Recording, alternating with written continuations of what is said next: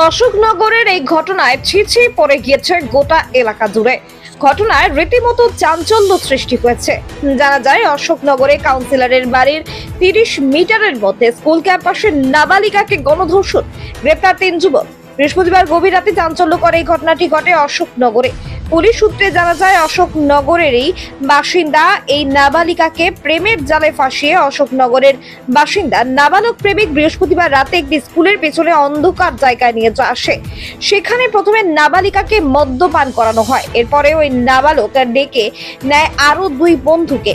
3 বন্ধু মিলে গণধর্ষণ করে ওই নাবালিকাকে। কোনো মতে নাবালিকা সেখান থেকে পালিয়ে গভীর রাতে বাড়ি পৌঁছায়। গোটা ঘটনা জানায় পরিবারের সদস্যদের। এরপরে অশোকনগর থানায় শুক্রবার দুপুরে গণধর্ষণের অভিযোগ দায়ের হতেই 6 ঘন্টার মধ্যে অশোকনগর থানার পুলিশ প্রশাসন গ্রেপ্তার করে 3 অভিযুক্ত যুবককে।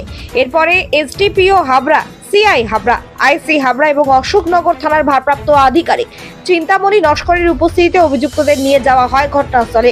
ঘটনাস্থল থেকে সংগ্রহ করা হয় নমুনা। কাকতালীয়ভাবে এই গণধর্ষণের ঘটনায় ঘটনাস্থল থেকে মাত্র 30 মিটার দূরে কংগ্রেসের কাউন্সিলরের বাড়ি।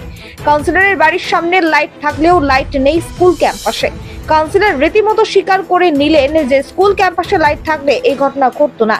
কাউন্সিলরের বাড়ির সামনে এমন ঘটনা ঘটায় প্রশ্ন তুলেছেন অশোকনগরের স্থানীয় বাসিন্দারা। অত্যন্ত দুর্ভাগ্যজনক। আহ, জাতীয় কংগ্রেসের 13 নম্বর ওয়ার্ডের কাউন্সিলরের বাড়ির বলবো যে 10 হাত দূরের এই ঘটনাটা অত্যন্ত মর্মান্তিক। 3 জন যারা অভিযুক্ত তাদের মধ্যে একজনের সঙ্গে ওই মেয়েটার ভালোবাসার সম্পর্ক ছিল। তারা এসে ওখানে একসঙ্গে মদ খাইয়েছে।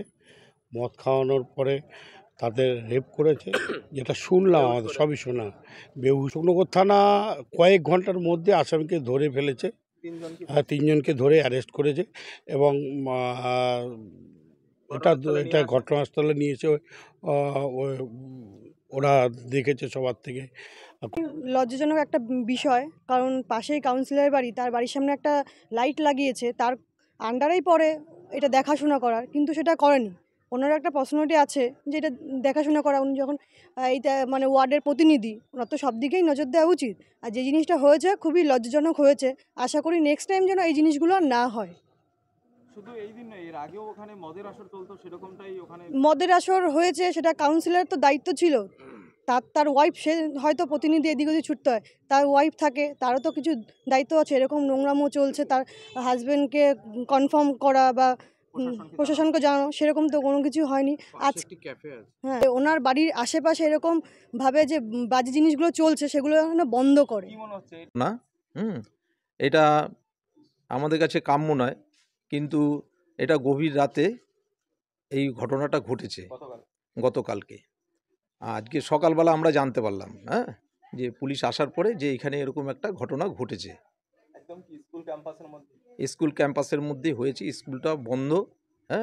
ওরা কিভাবে টিন ফিন সরিয়ে ফরিয়ে এই নক্কারজনক ঘটনাটা ঘটিয়েছে। কটা ছেলে ছিল এখানে এখন শুনছি তো ওরা একটা গ্যাং ছিল, 3-4 জন বা 5 জন এরকম ছিল। কোথায় বাড়ি তাদের? তাদের বাড়ি এই আমার বাড়ির পিছনেই একজনের বাড়ি শুনছি, আর বাইরের ছেলে মানিকতলা বা ওদিকের ছেলে পেলে হবে, আমি ঠিকছি। এখানে লাইট, চারিদিকে লাইট, তার মাঝে অন্ধকারেই এরা এই নক্কারজনক ঘটনাটা ঘটিয়েছে।